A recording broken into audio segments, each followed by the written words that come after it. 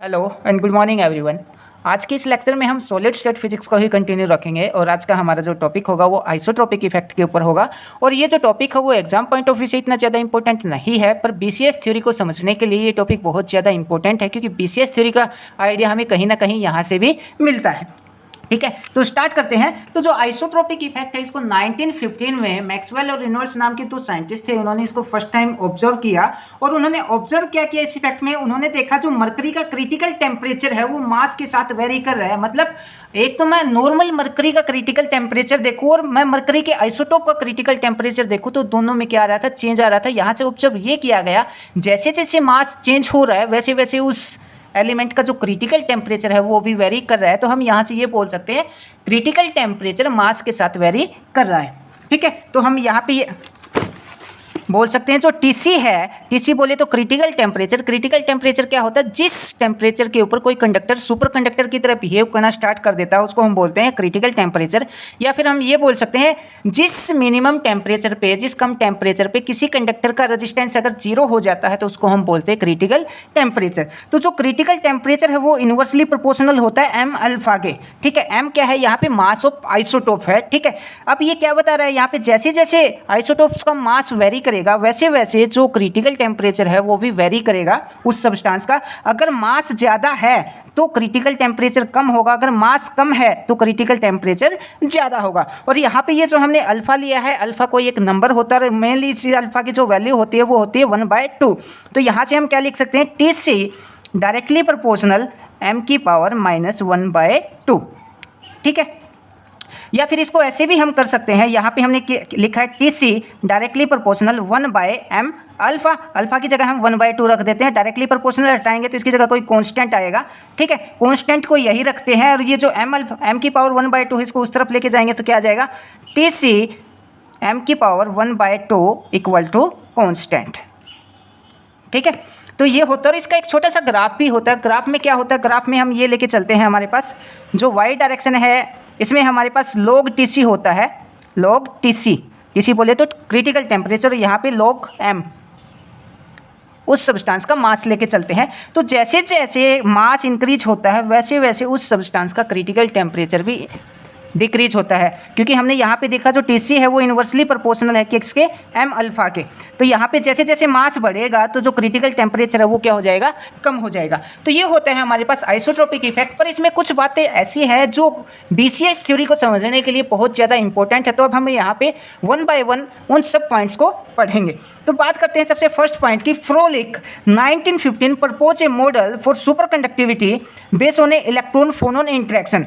मतलब फ्रोलिक ने 1915 में फर्स्ट टाइम, या फिर फ्रोलिक ने 1915 में सुपर कंडक्टिविटी को एक्सप्लेन करने के लिए एक मॉडल रखा, जिस मॉडल में क्या था, इलेक्ट्रॉन फोनोन इंटरेक्शन। इसके बारे में तो बाद में पढ़ेंगे इलेक्ट्रॉन फोनोन इंटरेक्शन क्या होती है। पर जो फ्रोलिक ने ये जो मॉडल रखा था उस मॉडल से ये सुपर कंडक्टिविटी को एक्सप्लेन करके नहीं बता पाया। बाद में बीसीएस थ्योरी ने इसी इलेक्ट्रॉन फोनोन इंटरेक्शन को आधार मानते हुए सुपर कंडक्टिविटी को एक्सप्लेन करके बताया। अब हम बात करते हैं, हमने यहाँ पे ये जो बोला इलेक्ट्रॉन फोनोन इंटरेक्शन, इसका मतलब क्या होता है। तो हमने मान लिया हमारे पास कोई भी एक सुपर कंडक्टर है और उस सुपर कंडक्टर की ये हमारे पास लेटिस पॉजिटिव आयन है, जिनका जो वाइब्रेशन है वो क्या होता है, ना के बराबर होता है, या फिर इनका वाइब्रेशन बिल्कुल जीरो होता है। ये जो लेटिस पॉजिटिव आयन है ये बिल्कुल भी वाइब्रेट नहीं करते।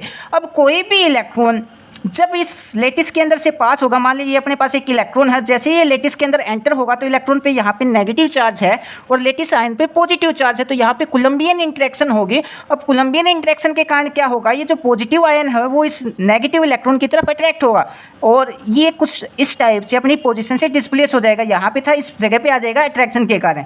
ठीक है, सेम एज इट इज ये भी यहाँ पे आ जाएगा और ये भी यहाँ पे आ जाएगा। ठीक है, अब ये जो रीजन है ये क्या हो जाएगा, हाई पॉजिटिव चार्ज रीजन हो जाएगा, जिसको हम फोनोन बोलते हैं। और वो फोनोन किसके साथ इंटरेक्शन कर रहा है, हाई पॉजिटिव चार्ज रीजन इस इलेक्ट्रॉन के साथ इंटरेक्शन कर रहा है, इसको हम बोलते हैं इलेक्ट्रॉन फोनोन इंटरेक्शन। ठीक है, अब लेटिस के अंदर हमारे पास एक इलेक्ट्रॉन तो एंटर करेगा नहीं, बहुत सारे इलेक्ट्रॉन इस लेटिस के अंदर एंटर करेंगे, तो क्या होगा, पूरा का पूरा लेटिस इस इलेक्ट्रॉन फोनोन इंटरेक्शन के कारण क्या हो जाएगा, डिस्टोर्ड हो जाएगा। ठीक है, मान लिया एक इलेक्ट्रॉन ये यहाँ पे आया तो ये भी क्या होगा, ये जो लेटिस आयन है ये भी इस तरफ डिस्प्लेस हो जाएंगे, कंप्लीट का कंप्लीट लेटिस यहाँ पे डिस्टोर्ड हो जाएगा। तो ये मॉडल रखा था 1915 में फ्रोलिक ने। उसके बाद the model assume that an electron while moving through a crystal lattice continuously emit and reabsorb virtual photon. अब इस चीज़ का मतलब क्या है, जब कोई इलेक्ट्रॉन इस क्रिस्टल लेटिस के अंदर मूव करता है तो इलेक्ट्रॉन का हम यहाँ पे पार्टिकल नेचर लेके चलते हैं, इसका वेव वेक्टर हमने के मान लिया। ये चीज़ आपको बीसीएस थ्योरी के अंदर बहुत अच्छे से समझ में आएगी। जब इलेक्ट्रॉन इस लेटिस के अंदर मूव करता है तो ये इलेक्ट्रॉन लगातार एक फोनोन को इमिट करता रहता है और कोई दूसरा इलेक्ट्रॉन उस फोनोन को एब्जॉर्ब करता रहता है, मतलब वर्चुअल फोनोन को। ठीक है, ये कुछ इस टाइप से होता है। मान लिया ये हमारे पास एक इलेक्ट्रॉन है जिसका वेव वेक्टर हमने यहाँ पे के मान लिया। ये इलेक्ट्रॉन क्या करेगा, यहाँ पे एक फोनोन को इमिट कर देगा। ठीक है, इमिट करने के बाद इस डायरेक्शन में स्केटर्ड हो जाएगा। ठीक है, और यहाँ पे ये इलेक्ट्रॉन है, इलेक्ट्रॉन के अंदर से कोई फोनोन, मान लिया क्यू फोनोन इसको छोड़ के गया तो क्या आ जाएगा, यहाँ पे ये आ जाएगा यहाँ पे के माइनस क्यू। क्यू क्या है, यहाँ पे वर्चुअल फोनोन। यहाँ पे कोई एक दूसरा इलेक्ट्रॉन होगा जो इस फोनोन के साथ टकराएगा, वो इसको एब्जॉर्ब कर लेगा। इसका भी वेव वेक्टर क्या मान लिया, के मान लिया। ठीक है, हाँ ये एरो लगा दी। ठीक, और ये इसको एब्जॉर्ब करेगा तो क्या हो जाएगा, के प्लस क्यू। वर्चुअल फोनोन इस इलेक्ट्रॉन ने एब्जॉर्ब कर लिया। यहाँ पे इस लाइन का यही मतलब है, जो इलेक्ट्रॉन इस लेटिस के अंदर मूव करेगा वो लगातार फोनोन को छोड़ता रहेगा, कोई दूसरा इलेक्ट्रॉन उस फोनोन को एब्जॉर्ब करता रहेगा।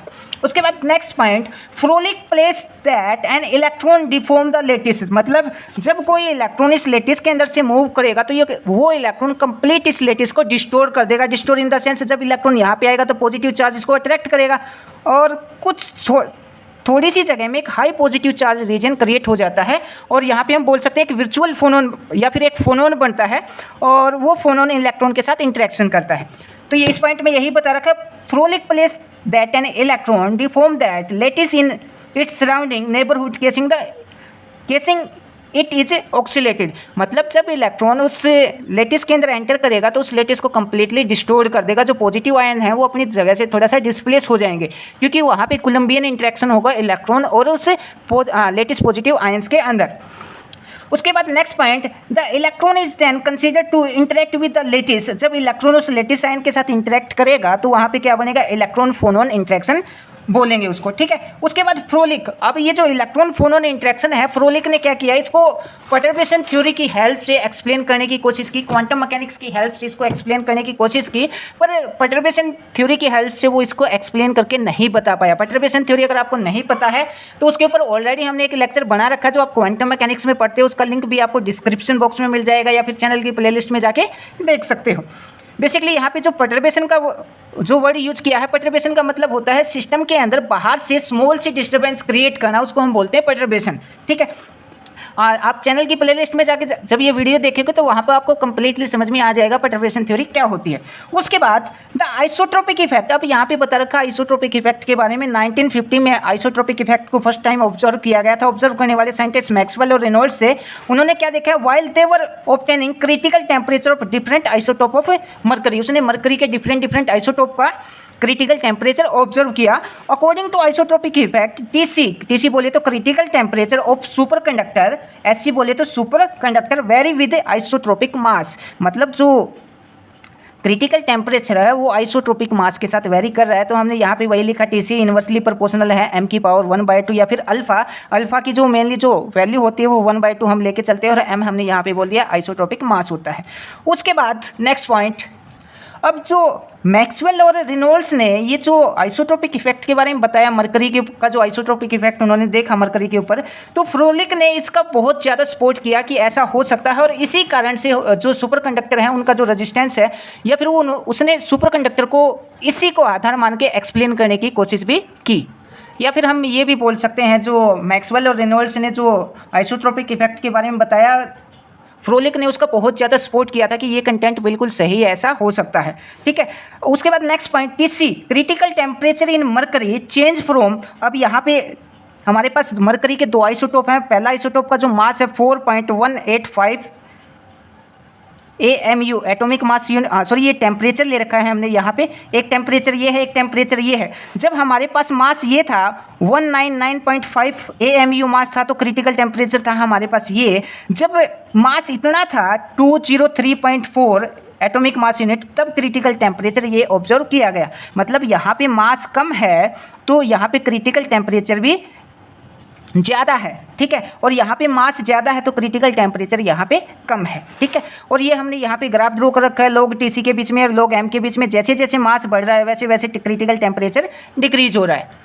उसके बाद नेक्स्ट पॉइंट जो आइसोट्रोपिक इफेक्ट है, जब टीन के ऊपर ये ऑब्जर्व किया गया था तो वहाँ पे बहुत सारे साइंटिस्ट थे, मैक्सवेल भी था, रेनॉल्ड्स भी था, और भी बहुत सारे साइंटिस्ट ने टीन के ऊपर आइसोट्रोपिक इफेक्ट को ऑब्जर्व किया था। और जो आइसोट्रोपिक इफेक्ट है यही एक ऐसा एविडेंस था जिससे हम ये बोल सकते हैं सुपर कंडक्टिविटी के अंदर electron phonon interaction deeply involve होती है।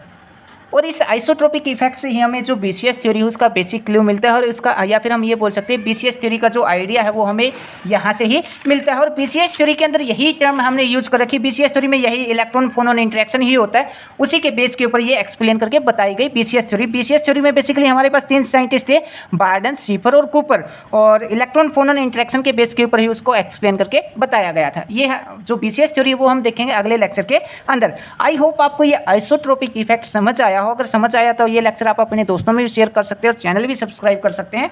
और साथ एक इम्पोर्टेंट बात और कि हमने फिजिक्स की अलग अलग ब्रांच के ऊपर और बहुत सारे लेक्चर अपलोड कर रखे हैं, जैसे quantum mechanics, classical mechanics, statistical mechanics, और भी बहुत सारी ब्रांच है जिसके ऊपर हमने बहुत सारे लेक्चर अपलोड कर रखे हैं। अगर आप वो देखना चाहते हैं तो चैनल की प्लेलिस्ट में जाके देख सकते हैं। Thank you.